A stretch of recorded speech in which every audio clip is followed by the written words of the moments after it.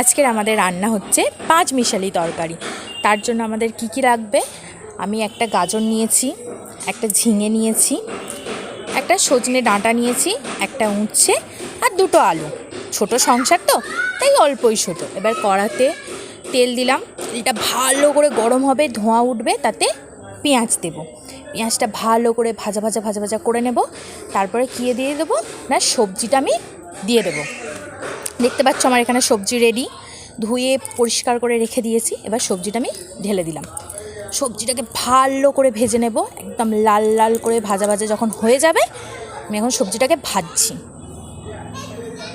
ভাজা ভাজা হয়ে যাওয়ার পর মশলা দিয়ে দেবো, দিয়ে ভালো করে নাড়িয়ে কষিয়ে যখন দেখতে পাচ্ছি সমস্ত কিছু সিদ্ধ হয়ে গেছে, তখন আমি কি করব না, দেখে নেব যে সব কিছু সিদ্ধ টিদ্ধ আছে কি না।